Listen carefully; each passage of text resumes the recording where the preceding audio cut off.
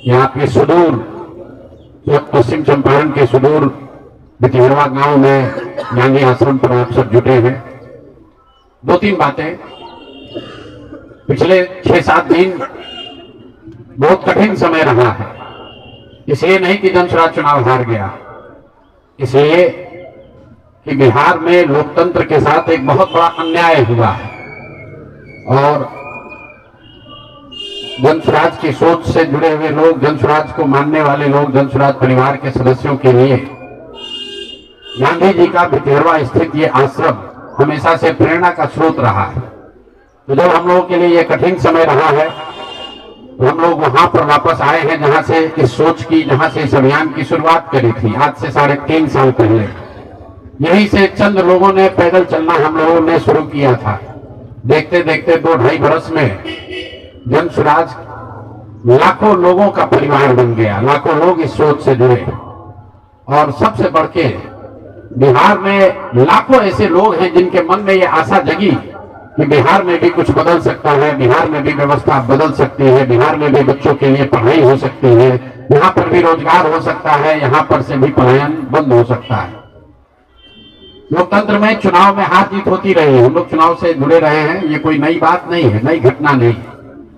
लेकिन लोकतंत्र की बुनियाद में है वोट। सबको वोट देने का, स्वतंत्र होकर वोट देने का अधिकार होना चाहिए। स्वतंत्र भारत के इतिहास में पहली बार ऐसा हुआ है जब समाज का जो गरीब तबका है उसका वोट खरीद लिया गया। ऐसा कभी नहीं हुआ। मैं बहुत जिम्मेवारी से कह रहा हूं, 75 साल के देश के इतिहास में ऐसा कभी नहीं हुआ कि सरकार ने गरीब तबके के करोड़ों वोट 10-10 हजार रुपए में खरीदा है, 5.5 रुपया दैनिक के हिसाब से। ये साधारण बात नहीं है। आप जब संविधान लिखा जा रहा था तो बाबा साहब अम्बेडकर ने क्या कहा है, जाकर पढ़िए। उन्होंने कहा कि मैं देश, आपकी जानकारी के लिए बता दूं, भारत उन चंद देशों में है जहां आजादी के बाद पहले दिन से यूनिवर्सल वोटिंग का राइट है कि गरीब से गरीब आदमी भी, अनपढ़ हो, पढ़ा लिखा हो, किसी वर्ग का हो, किसी जाति, किसी धर्म का हो, उसको वोट देने का अधिकार है। अमेरिका जैसे देश में अधिकार मिलने में 10 को लग गए। इस देश में ये अधिकार रहा है। और बाबा साहब ने कहा कि मैं लोगों को हथियार नहीं, उनको वोट का अधिकार दे रहा हूं। और वो वोट के अधिकार से ही पूरी व्यवस्था बनती चलती है।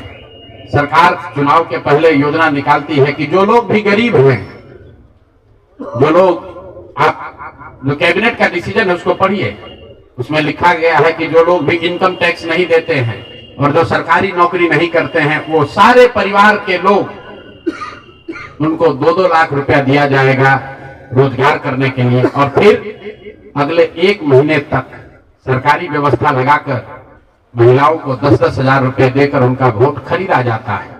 उनके पीछे सरकार की व्यवस्था लगती है, वो पैसा लेकर बदल ना जाए। उनको जीविका के समूहों से जोड़ा गया, उनको जीविका की दीदियों को उनके पीछे लगाया गया कि भाई तुम जाकर इसी पर वोट करना। वो ये हुआ है, तब आपको ये प्रचंड बहुमत दिख रहा है। कल गांधी मैदान में लोग शपथ ले रहे हैं, शुचिता की शपथ ले रहे हो। हम लोग नीतीश कुमार को ईमानदार व्यक्ति मानते हैं। मैं व्यक्तिगत तौर पर उनसे जुड़ा रहा हूं, व्यक्तिगत तौर पर ईमानदार। लेकिन ये ईमानदारी की कौन सी परिभाषा है? सिर्फ कॉन्ट्रैक्टर से और ट्रांसफर पोस्टिंग में पैसा लेना ही बेईमानी नहीं है। संविधान में जो बात लिखी गई है उसकी अवहेलना भी बेईमानी है।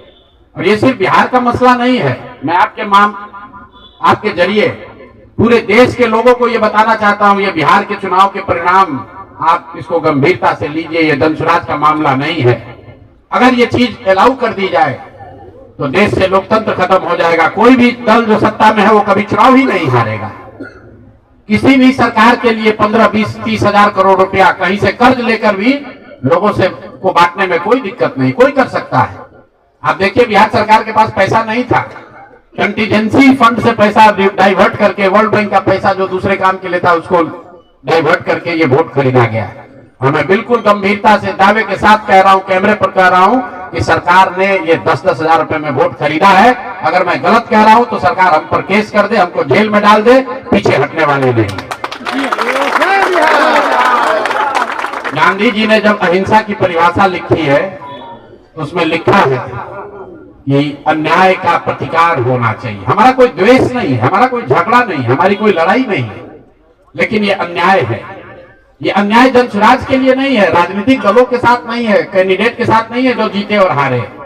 ये अन्याय उन गरीब लोगों के साथ है जिनको आपने 10,000 रुपए का लालच देकर उनका वोट खरीद लिया, उनके बच्चों के पढ़ाई का हक छीन लिया, उनके बच्चों के रोजगार के सपने को छीन लिया। ये अन्याय है और उस अन्याय के सामने हम लोग झुकने वाले नहीं है, जनसुराज झुकने वाला नहीं है। इसीलिए एक दिन का आकर यहाँ मौन उपवास किया है ताकि उसी धरती से, उसी गांधी की सोच से प्रेरणा ले सके और पूरी ताकत से, ईमानदारी और शुद्धता से इस लड़ाई को लड़ सके।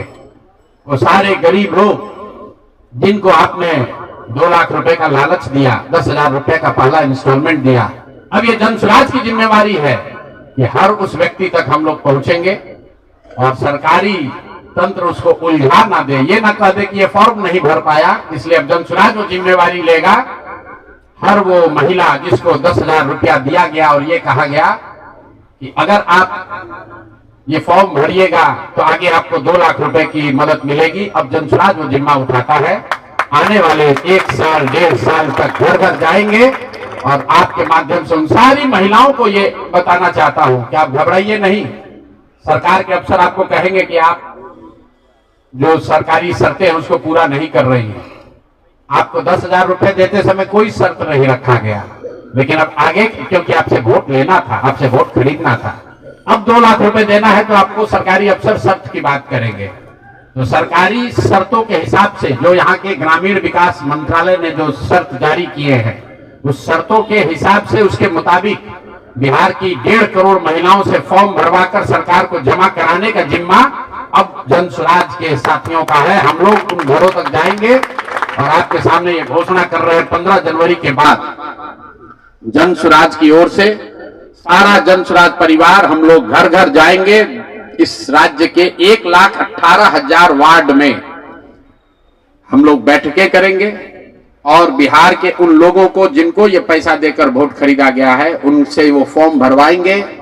सरकार की जो योजना की शर्तें हैं उसके हिसाब से वो कागज जमा कराएंगे ताकि उनको या तो 2 लाख रुपया मिले या फिर भविष्य के लिए उनको समझ में आ जाए कि कभी गलती से भी वोट बेचना नहीं है, किसी भी लालच में नहीं पड़ना है, क्योंकि आज हुआ है तो 5 वर्ष के बाद भी हो सकता है।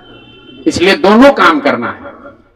उन लोगों के साथ जब हम लोग बैठेंगे तो उन्हें ये बताएंगे कि देखो जो 10,000 रुपए देकर तुम्हारा वोट खरीद लिया अब वो तुम्हें 2 लाख रुपया नहीं देगा। तो उनको ये समझ भी होगी, सरकार की जवाबदेही भी तय होगी और आगे भविष्य में ऐसा न दोहराया जाए ये भी होगा।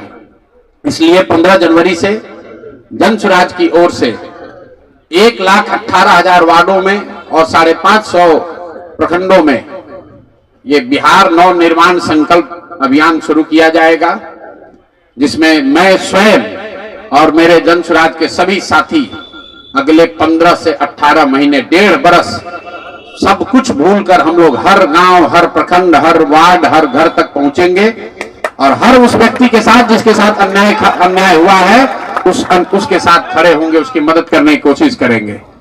और हर वार्ड में 1,18,000 वार्ड में ये कार्यक्रम को आयोजित किया जाएगा, लोगों की मदद की जाएगी। और अगर सरकार ने पैसा नहीं दिया तो हर प्रखंड में मैं 1 दिन बिताऊंगा, अगले 20 महीने हर प्रखंड में 1 दिन बिताऊंगा उन सारे लोगों के साथ, उन सरकारी ऑफिसेज का, उन सरकारी अफसरों का, उन विभागों का, उन पदाधिकारियों के साथ उनका घेराव होगा जिन लोगों ने सरकार की मदद की है इस वोट को खरीदने में।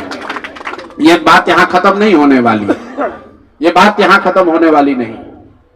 मैं यहां इसलिए भी बैठा था कि 2 और संशय रहे। लोगों ने कहा कि बिहार में आपने इतना बड़ा प्रयास किया, लोग बिक गए, जातियों में बट गए, हिंदू मुसलमान बनकर वोट दे दिया, तो क्या बिहार में समाज में इसको कभी किया जा सकता है? मेरा अभी भी मानना है कि बिल्कुल बिहार के समाज में वो ताकत है। वर्षों की लगी काई है, संभव है हम लोग को थोड़ा और मेहनत करना पड़ेगा। तो बिल्कुल जनसुराज परिवार की ओर से मैं व्यक्तिगत तौर पर और जनसुराज परिवार की ओर से मैं आपको फिर से आश्वस्त कर रहा हूं कि हम लोग 1 कदम भी पीछे नहीं हटने वाले हैं, फिर से वापस जाएंगे, एक एक व्यक्ति को समझाएंगे, क्योंकि जनसुराज की मूल सोच ये है कि जब तक समाज में लोग नहीं सुधरेंगे तब तक सिर्फ दलों से और सरकार से, सत्ता से यहां की व्यवस्था को नहीं बदला जा सकता है।